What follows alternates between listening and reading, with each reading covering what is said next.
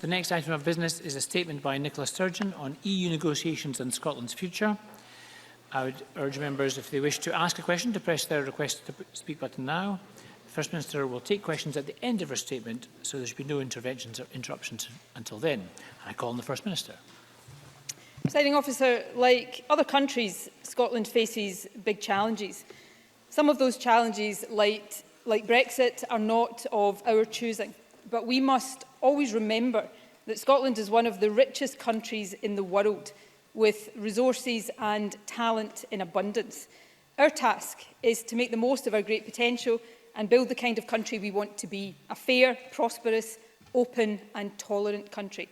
In working towards that goal, my responsibility as First Minister is to build as much unity and consensus as possible. And that is why, after the election, which was, of course, won by the SNP in Scotland,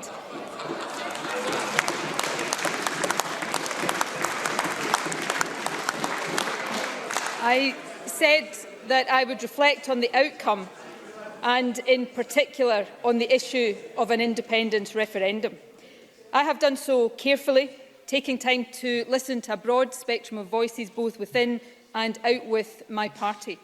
I want to set out today where those reflections have taken me. Before I do so, though, let me underline two enduring points. Firstly, it remains my view, and indeed the position of this government, that at the end of the Brexit process, the people of Scotland should have a choice about our future direction as a country. Indeed, the implications of Brexit are so potentially far-reaching that as they become clearer, I think people will increasingly demand that choice. We face a Brexit that we did not vote for, and in a form more extreme than most would have imagined just 1 year ago. And now the terms of that Brexit are being negotiated by a UK government with no clear mandate, precious little authority, and no real idea, even within its own ranks, of what it is seeking to achieve. While we must hope for the best, the reality is that with the UK government's current approach, even a so-called good deal will be on terms substantially inferior to our current EU membership. And of course, there is now a real risk that the UK will crash out of the EU with no deal or a very bad deal, with deep and long-lasting consequences for jobs, trade, investment, living standards and the opportunities open to future generations. On top of all of that, as we saw so clearly in the deal struck with the DUP yesterday, we now have a UK government that talks about wanting to strengthen the bonds of the UK, but in reality is so desperate to cling on to power at any cost that it is prepared to ride roughshod over the very principles of the entire devolution settlement. So if Scotland is not simply to be at the mercy of events, but instead in control of our own future, then the ability to choose a different direction must be available to us.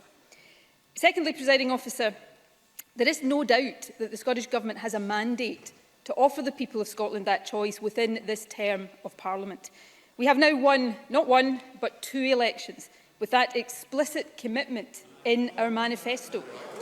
And the Scottish Parliament has also endorsed that position. By any normal standard of democracy, that mandate is beyond question. Opposition parties, no matter how strongly they disagree with us on independence, as is their right, should therefore stop trying to turn the basic rules of democracy on their head.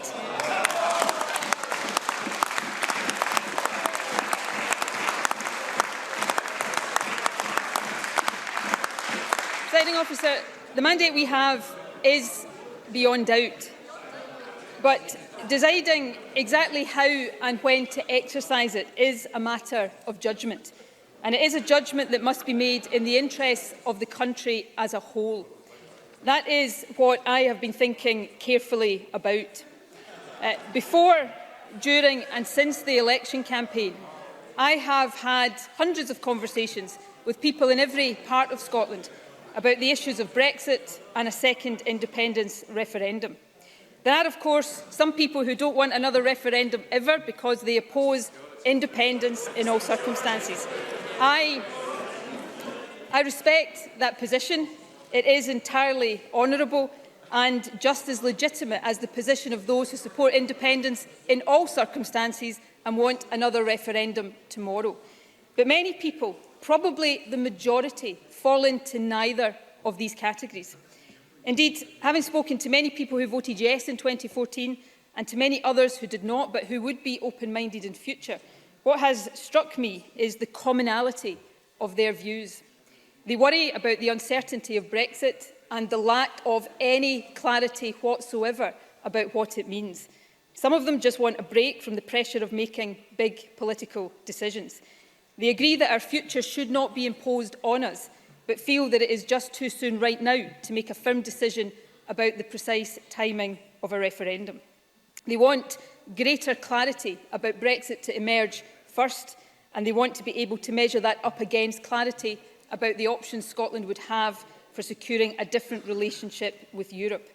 And in the meantime, whatever their scepticism about the likely outcome of the negotiations, they want the Scottish Government to focus as hard as we can on securing the best possible outcome for Scotland. Indeed, that view has even more force now that the general election and the weakness of the UK Government has reopened the possibility, however narrow, of averting a hard Brexit and retaining membership of the single market. I have a duty to listen to those views, and I intend to do so. The Scottish Government remains committed strongly to the principle of giving Scotland a choice at the end of this process. But I want to reassure people that our proposal is not for a referendum now or before there is sufficient clarity about the options, but rather to give them a choice at the end of the Brexit process when that clarity has emerged. I am therefore confirming today that, having listened and reflected, the Scottish Government will reset the plan I set out on March the 13th. We will not seek to introduce the legislation for an independence referendum immediately. Instead, we will, in good faith, redouble our efforts and put our shoulder to the wheel in seeking to influence the Brexit talks in a way that protects Scotland's interests. We will seek to build maximum support around the proposals set out in the paper that we published in December, Scotland's Place in Europe, to keep us in the single market with substantial new powers for this Parliament. We will do everything we can to influence the UK in that direction.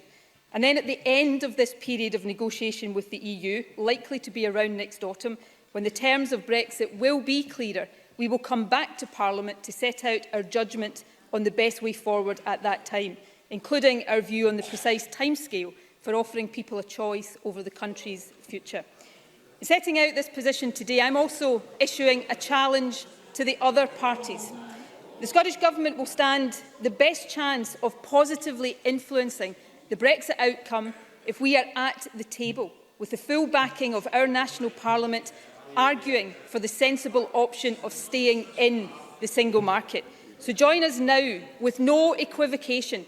Back the demands for the democratically elected Scottish Government to be at the table, able to influence the UK's negotiating strategy, and for Scotland and the UK to stay in the European single market. Presiding Officer, the second conclusion I have reached is this. Over the past few months, the focus on the when and the how of a referendum has, perhaps inevitably, been at the expense of setting out the many reasons why Scotland should be independent. The fact is, we are only talking of another referendum so soon after the last one because of Brexit. And it is certainly the case that independence may well be the only way to protect Scotland from the impact of Brexit. But the case for an independent Scotland is not just about Brexit, it goes far beyond that. Many of us already believe that independence is the right and the best answer to the many complex challenges we face as a country, and also the best way to seize and fully realise our many opportunities. But we must persuade the majority in Scotland of that. We have not done that yet, but I have no doubt that we can. So the challenge for all of us who believe that Scotland should be independent is to get on with the hard work of making and winning that case on all of its many merits and in a way that is relevant to the changes, challenges, hopes and opportunities we face now and in the years ahead. That is what we will do. Of course, we won't do it on our own, because the independence case is bigger than us too. My party will engage openly and inclusively with and work as part of the wider independence movement. We will seek to support, engage and grow that movement and build the case that having decisions made by us, not for us, offers the best future for our country. We will make and seek to win the case that governing ourselves is the best way to tackle the challenges we face as a country, from building a better balanced and more sustainable economy to growing our population, strengthening our democracy and tackling deep-seated problems of poverty and inequality. Presiding Officer, my last point today is this. The SNP government has been in office now for 10 years. I am incredibly proud of our achievements, delivered in the most challenging of circumstances and in the face of unprecedented Westminster cuts. I'm also clear about our priorities as we move forward, not just fighting Scotland's corner in the Brexit talks, but also growing our economy and making sure that the public services we all rely on are there when we need them, from cradle to grave. That means continuing to work each and every day to improve education, equip our NHS for the challenges of the future, lift people out of poverty and build a social security system with dignity at its heart. But of course, any government after 10 years needs to take stock and refresh. So over this summer, as we prepare our next programme for government and our budget for the year ahead, that is exactly what we will do. We will set out afresh our vision for the country we lead, together with the creative, imaginative, bold and radical policies that, as far as is possible within the current powers available to us, will help us realise that bold ambition vision for Scotland. Presiding Officer, we look forward to getting on with the job in the best interest of all the people of Scotland.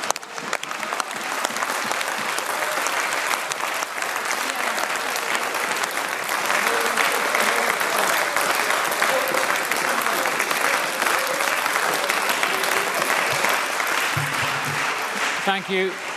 We now have about 30 minutes for questions. Thank you. There's now around 30 minutes for questions. There's a lot of interest. Ruth Davison, question number 1. I think the glum faces protest too much with the extended applause.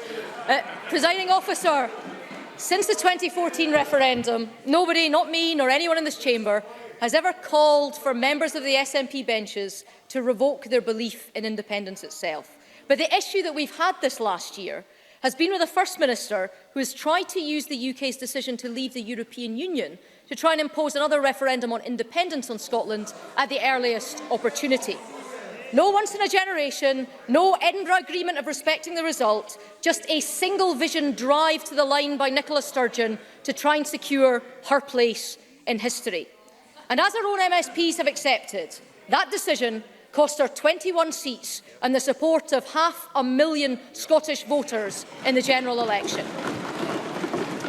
Presiding Officer, yes voters and no voters, most people simply don't want this brought back anytime soon. And none of the questions that are raised by Brexit are answered by ripping Scotland out of our own Union of Nations, our biggest market and our closest friends. And I'm afraid to say today's statement, that statement will fail to give any assurance to those people that this First Minister is listening to them. And again, she makes virtually no mention of her domestic responsibilities. Instead, she appears to be in denial about her mistakes over this last year and, as a result, is leaking credibility and confidence in her leadership by the hour. Her response actually hasn't been to reflect, but to simply lash out at the UK government at every opportunity and to sing the same old songs in the same old tune. So let me ask her this. She claims to be putting the referendum to one side and will not introduce the referendum bill to this Parliament immediately. So why doesn't she give the country some certainty and just take it off the table for the rest of this Parliament? First Minister. The reason it would be wrong to use Ruth Davidson's language, a referendum, a choice over our future off the table for the duration of this Parliament is this. The Conservative government at Westminster are taking this entire country down a path that is potentially the most damaging thing that has happened to us for a generation or more than that. We don't yet know the destination of that journey, but what we do know is that if the Tories get their way, the outcome of this could be devastating for Scottish jobs, for trade, for living standards, for the opportunities of generations to come. I do not think it is right for Scotland to be left at the mercy of wherever the Tories want to take us, regardless of how damaging that is to our present and to our future. That is why I believe at the end of this process, people should have the ability to have that choice. But equally, I recognise that people do not feel ready right now to say when that choice should happen, because of the uncertainty that has been created, not just by Brexit, but by the reckless approach to Brexit that this government is pursuing. So we will take account of that and listen to that, and over the next months, we will do everything in our power with absolute focus to try to get from Brexit an outcome that best protects Scotland's interests. And I repeat again my challenge to the other parties. If you also have Scotland's interests at heart, then get behind this government in seeking to be at the table, influencing these negotiations and getting the best outcome for Scotland. It used to be that Ruth Davidson thought being in the EU was best for Scotland, and then she capitulated. It used to be that Ruth Davidson thought being in the single market was best for Scotland, and then she capitulated. For once, can Ruth Davidson stand firm and back the Scottish Government in getting the best deal for Scotland? And the difference between this government and the UK government is this. We will continue to make decisions and make judgments that we consider to be in the best interests of the country. And that is in stark contrast to the UK government right now. Having blundered and miscalculated its way into an EU referendum, and then into a hard Brexit position, and then into a general election, it is now so desperate to cling to power at any cost, regardless of the damage that is going to do to our economy, to the reputation of the country, to the devolution settlement, even to peace in Northern Ireland. It is a shameful approach to governing. And do you know what is even more shameful? That Ruth Davidson is prepared to be a cheerleader for all of that. So Ruth Davidson continue to be a cheerleader for the Conservatives. I and this government will continue to take the decisions we think are in the best interests of Scotland. Kezia Dugdale. Presiding Officer, the First Minister says she has heard the views of the people, that she's reflected on the result of the general election, and her incredulous conclusion is to double down and continue with her campaign for independence. But the truth is, the threat of an unwanted second independence referendum is dead. And this didn't happen because Nicola Sturgeon wanted it to. The people of Scotland have taken that decision for her.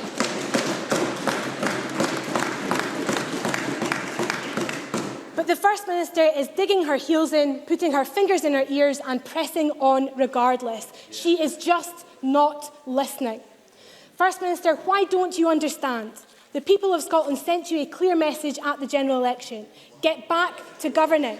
When will you listen and get on with the job that really matters, improving our schools, growing our economy and fixing our NHS? First Minister. Well, it's clear that Kezia Dugdale scripted that question before she actually saw or listened to the statement that I have just made.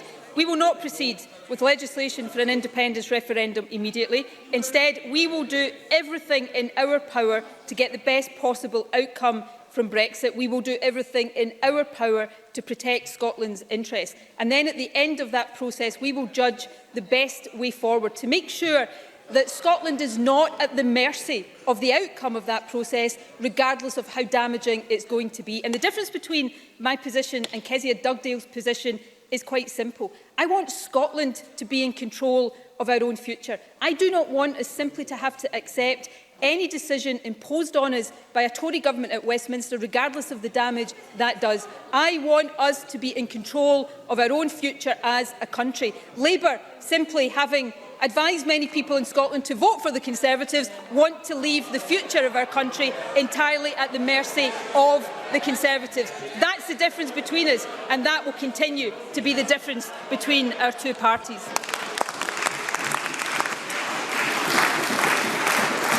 Patrick Harvey. Thank you, Presiding Officer. Scotland has not consented to being taken out of the European Union against our will. Scotland has not consented to the social and economic wreckage which we know will result if that is what happens. If the First Minister does not introduce a referendum bill until after autumn next year, how long will it be after we've been dragged out of Europe without having consented to it before the people of Scotland are even entitled to make their choice? And why, after a negotiation between a UK government and EU institutions and decisions made by every other member state in Europe, why should the people of Scotland be the only people without the right to make a decision on that timescale? First Minister. Well, I believe Scotland should have a choice at the end of this process, but I recognise that the uncertainty around this process, which is not of our making or our doing, it's entirely down to the incompetent, reckless approach being taken by the UK Government. But that uncertainty makes it difficult for those, even those who do want to have a choice at the end of this process, to see right now how we can set a firm timescale for that. And I recognise that, which is why I have said today we are resetting the plan that I outlined on March the 13th. We will not introduce that legislation right now. We will put our shoulder to the wheel of seeking to get the best deal for Scotland, and then we will make a judgment on the right time for a choice when we have that greater clarity, which on the timescale that is being followed right now, I would estimate would be around the autumn of next year. I think that is the sensible and responsible way forward, because what that does is two things. Firstly, it recognises the desire of people not to be rushed, not to have to make a choice before they have the clarity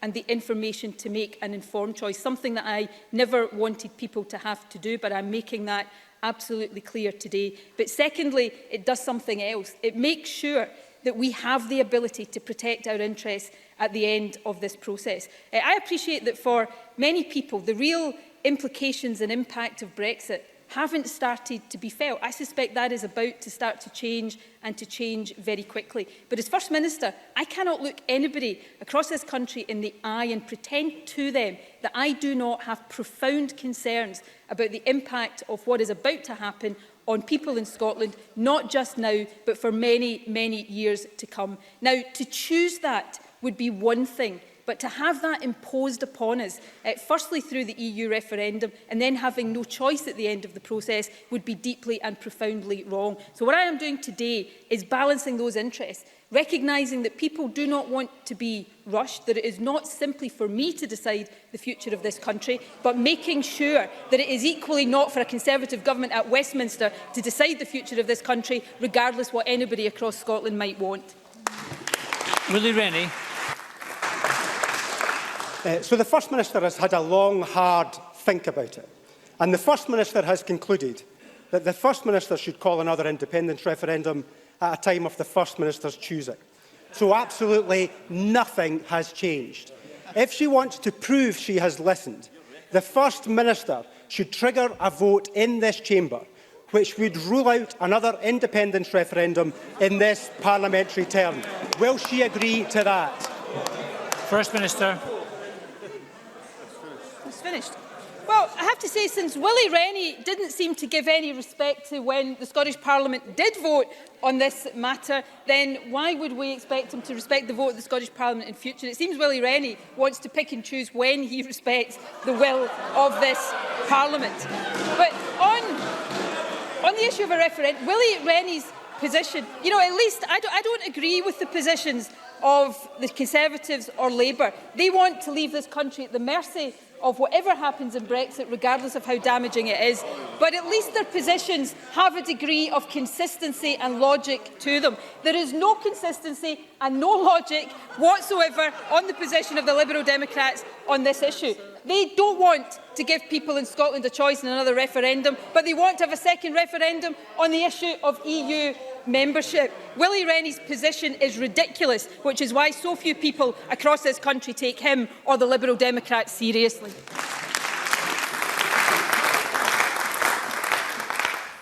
Thank you. All the leaders had preambles before the questions. I would appreciate it if all members could get straight to the question. We'll have straight questions and answers.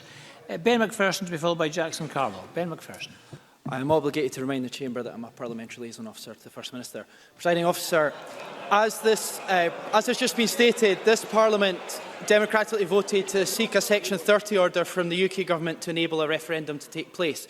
Therefore, does the First Minister agree with me that the principle clearly remains that Scotland's future should be for the people of Scotland and this Parliament to decide, and that the Section 30 request should remain on the table? First Minister. Well, I do think this is an important matter of principle that should unite people, whether they support an independence referendum or oppose it, whether they support independence or oppose independence. Surely the decision on if and when there should be an independence referendum should lie with this Parliament. And anybody who says otherwise, I think, is subverting an important principle of democracy and the principle of the sovereignty of the Scottish people and the sovereignty of the Scottish Parliament that has long been accepted. Now, on the issue of a Section 30 order, clearly I am saying today that we are not immediately introducing an independence bill to this Parliament, and therefore the urgency of agreeing that Section 30 order is not what it was previously. But I do think, as a matter of principle, that power to decide the question of if and when there should be an independence referendum should be transferred from Westminster to the Scottish Parliament, and everybody who cares about the rights of this Parliament to take these decisions should back that. Jackson Carlott, to be followed by Christina McKelvey. Does the First Minister not acknowledge that on June the 8th her party lost 500,000 votes, 1/3 of its total support, and achieved the lowest share of the vote for a leading party in Scotland since 1955? And yet she has announced no change. Is it not now clear that the only refresh Scotland needs, the only way to move beyond constitutional turmoil, is for an outraged Scotland to be done with this First Minister and done with this failing Scottish Government? First Minister. Well, you know, whatever Jackson Carlaw might say about the election result on June the 8th, one thing is beyond any doubt. The SNP won that election and handsomely beat the Conservatives, Labour and the Liberal Democrats. But you know what? We should take no lectures right now from a Conservative government that is reduced to bribing the DUP to keep its hands on power. That's what the Tories are reduced to. Completely riding roughshod over the principles of the devolution settlement in order to cling on to power in a tawdry, shoddy deal with the DUP. That should shame the Conservatives. It's not so long ago, June the 9th in fact, June the 9th, that Ruth Davidson's spokesperson was briefing that she was more powerful than the DUP in number 10 Downing Street. How is it then, presiding officer, that the DUP came away with £1 billion for Northern Ireland and the Scottish Tories came away with zero for Scotland? That says it all about the Scottish Conservatives.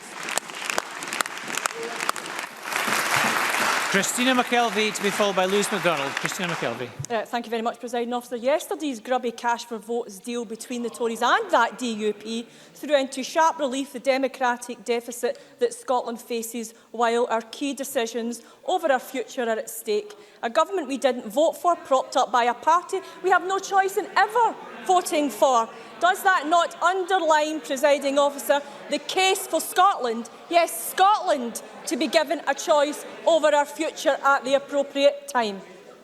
First Minister. Well, as I've said today, we will not proceed right now with a referendum bill. I think that is an important change that I am confirming and making clear today. But, you know, people can see what's happening at Westminster and the implications that has for people across Scotland.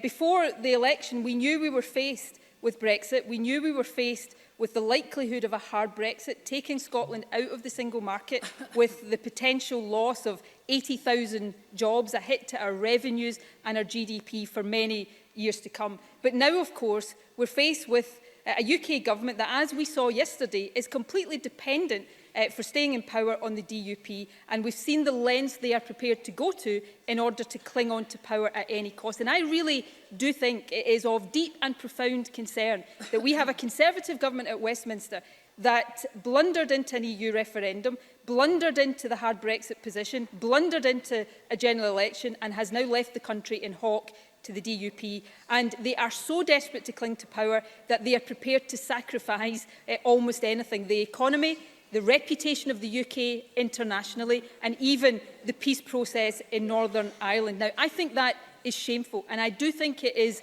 underlining the need for this country not to be at the mercy of whatever a Conservative government decides to do, but to be in control of our own future at the right time. That is the position of this government, and I believe it is the right and proper one. Lewis MacDonald to be followed by Alec Neil. Lewis MacDonald. The First Minister appears still not to understand that confusing the issue of Britain leaving the European Union and Scotland leaving the United Kingdom is a profoundly unwise course to follow. Perhaps she does so because she believes she won the election a few weeks ago. But if she really believes that the best chance of positively influencing the Brexit outcome is by the Scottish Government being at the table as part of the UK's negotiating team, and she wants other parties to back her case for that, will she now not accept that the way to build a case for joining in a common approach is not to start by saying that the first thing you will do afterwards is to walk away from that common approach altogether? First Minister. Well, I'm not entirely sure where Lewis MacDonald is coming from in this. I want to build a consensus that says we stay in the single market. It used to be that other parties in this chamber backed that position. And I believe we have an opportunity now to unite this Parliament and to unite a majority across the country behind that option of staying in the single market, accepting, however reluctantly, that the UK is coming out of the EU, but refusing to accept that that has to be at the expense of jobs and trade and investment by taking ourselves out of the single market. So I will give people across this chamber the opportunity to decide whether they want to back the Scottish Government in that. We have a period now, between now and no doubt next autumn, when these negotiations are going to continue and shape the future relationship of this country with the European Union. So are we prepared as a Parliament to put our shoulder to the wheel to try to make sure that Scotland gets the best possible outcome of that? That's what I'm going to do. That's what this government is going to do. It remains to be seen whether the other parties in this chamber have the ability to rise above their hostility to the SNP and for once put Scotland's interests centre stage.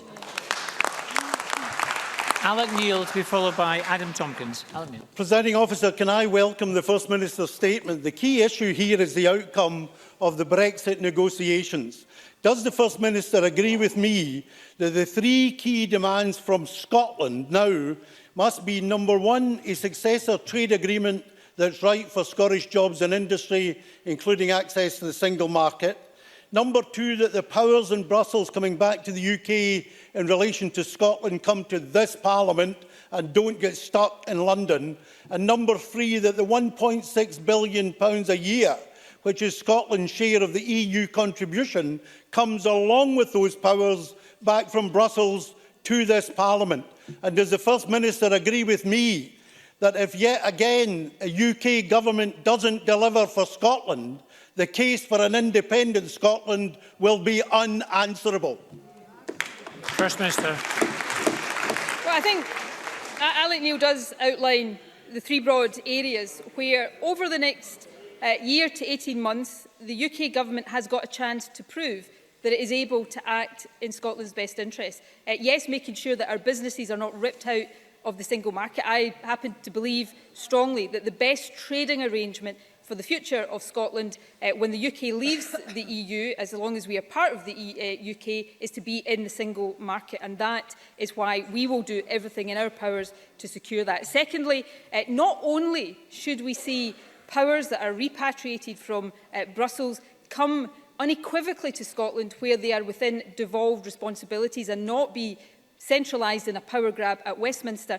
This is also an opportunity for us to argue for and win new powers for this Parliament. No longer is it acceptable, and this is not just Scotland's view, for powers like immigration, for example, to be centralised at Westminster, because the Westminster approach to issues like this are damaging the interests of our economy. And thirdly, yes, that we get commitments in terms of the funding to make sure that Brexit is not used as a cover to take funding away from our farmers, our fishermen and our economy generally. So these are very much three areas where we have an opportunity now to make sure that we get the best outcome for Scotland. And those who do not want to see Scotland choose independence in future have an opportunity to prove that they can deliver. So let's see over these next few months whether we see Scotland's interests protected by the UK Government and by the other parties represented in this chamber or not. And then people in Scotland can make a choice about what their best future might be. Adam Tompkins, to be followed by Bruce Crawford. Adam Tompkins. Thank you, Presiding Officer. In March, ScotSen reported that support for Scotland taking a different path in the wake of Brexit is much lower than anticipated. Any second attempt to seek independence because of Brexit, they said, is unlikely to prove particularly persuasive. We knew that at the beginning of March, Presiding Officer, so why has the First Minister taken 4 months to admit it? First Minister. Well, he should get his stories straight with his leaders. She says, I'm not changing anything, and he says the complete opposite. But do you know what? This may be quite hard for the Conservatives to grasp. Looking at their performance just now, I understand that this is very hard for the Conservatives to grasp. But I seek to make judgments on what I consider to be in the best interests of the country. I accept not everybody agrees with those judgments, and that I understand. But I seek to be guided, as I have been since June last year, the day after the referendum, and what is in the best interest of the country. That's what I continue to seek to do. But my last point to Adam Tompkins is this, and to the Conservatives: if they are so sure, so certain that people in Scotland don't want independence, why are they so scared of ever putting it to the test? Bruce Crawford, to be followed by Neil Findlay. Bruce Crawford. Thank you, Presiding Officer. In the light of the complete disarray at Westminster, has the UK Government given any indication that it will revisit the timescales as to when the terms of the Brexit deal will be clear, because they should? And have they communicated that to the governments of Scotland, Wales or Northern Ireland? First Minister. Well, it's a good question. And you know, in reality, it remains the case, and I very much hope this will change, and everybody across this Parliament should hope this changes. But until now, there has been very little meaningful communication between the UK Government and the Scottish Government about this Brexit process. Now, I hope that changes, and I hope it changes in a substantial way. And you know, I know people in other parties in this chamber find it difficult, even when they think we're right, to actually agree with the SNP. But on these matters, it's not just the SNP or the Scottish Government making this case, it's Carwyn Jones, the Welsh First Minister, making the case that the devolved administrations have to be much more centrally and meaningfully engaged. So I hope we see a much different approach. If we see a different approach from the UK Government, then this Government will respond constructively to that. On the question of the timescales, we have to work on the basis of what is being said publicly. We know that the UK intends to leave the EU in March 2019. We know that a deal, therefore, has to be reached in order to go for ratification in other European countries somewhere around 6 months before that, which is around the autumn of next year. So that is when I would expect that the terms of the future relationship with the EU start to become a lot clearer than they are now. But of course, I am not in control of those timescales. Not even the UK Government is entirely in control of those timescales. But that underlines the importance of having as much dialogue and communication between the different governments of the UK so that we can influence these issues as much as possible. I'll allow another 5 minutes, but if we can be quick with all the questions. Neil Findlay, to be followed by Marie Todd. The First Minister has taken a position on 2 referendums and been on the losing side in both. Isn't it a bit rich for her to lecture anyone about democracy when she routinely ignores the will of this Parliament on fracking, on NHS closures, on council budgets, on Highland and Islands enterprise and on the Football Act, and ploughs on regardless? We can have a choice after Brexit. It's called a general election, where we can elect Jeremy Corbyn to lead a Labour government and change this country. That day can't come soon enough for me. First Minister, do you fancy a general election tomorrow, the next day, next week or next year? Because I do. First Minister. Well, if only Neil Findlay could have seen the face of his Scottish Party leader at that point, he would have been no doubt bemused. Can I just say to Neil Findlay, Just a bit of, well, firstly a reminder, and also maybe just a little bit of explanation of democracy here. I argued for Remain in the EU referendum last year. 62% of people in Scotland voted to Remain. I call that being on the winning side of the EU referendum in Scotland. The problem we have in Scotland, which Neil Findlay appears quite happy with, inexplicably to me, is that he thinks Scotland's voice should count for nothing in that, and we should simply be told what to do by majority opinion across the whole of the UK. And in terms of his second point about a future Labour government, well, as far as I can tell right now, and again I hope this is something that changes, just like Theresa May, Jeremy Corbyn also wants us to leave the single market, putting tens of thousands of Scottish jobs on the line. So I know there are more sensible heads in the Labour Party, and my colleagues in the House of Commons will seek to work with them to get to a position where we have as much support as possible for keeping Scotland and the UK in the single market, because that's what makes more sense for jobs and for our economy. Marie Todd, to be followed by Murdo Fraser. Does the First Minister agree with me that when assessing the position Scotland finds itself in, the balance of power between the Scottish and UK Government is an important factor? Would she also agree that any move to re-reserve powers would further undermine the principles of devolution? First Minister.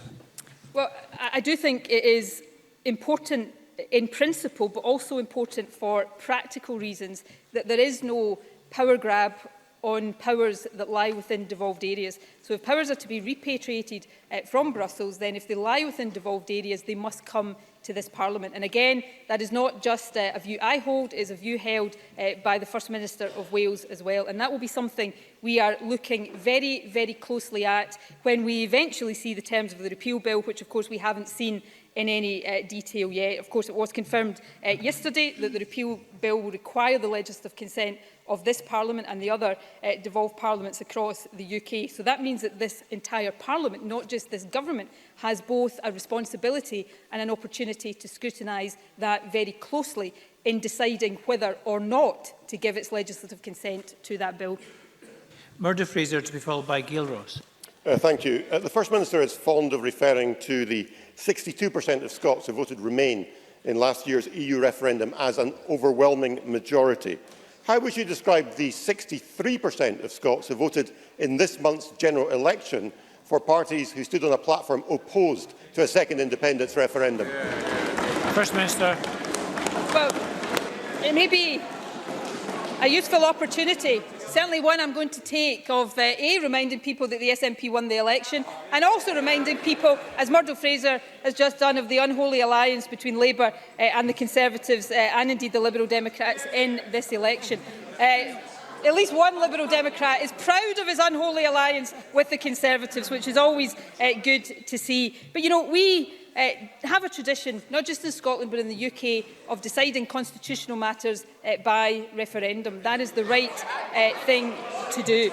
And, of course, it was the Conservatives in the last independence referendum that told the people of Scotland, in fact Ruth Davidson said it to them directly in at least one television appearance, that the only way to protect our place in the European Union was to vote against Scottish independence. I'm not sure how that's working out for her. But as I've said today, we will continue to act in the best interests of the country as a whole, making sure that we do everything we can to get the best outcome for Scotland from the Brexit talks, not introducing independence referendum legislation while we are doing that, but also making sure that Scotland is not in a position of having no control over our own future, regardless of the outcome of these talks. That is the right and the responsible position to have, and it would be the right and responsible position for anybody with Scotland's best interests at heart.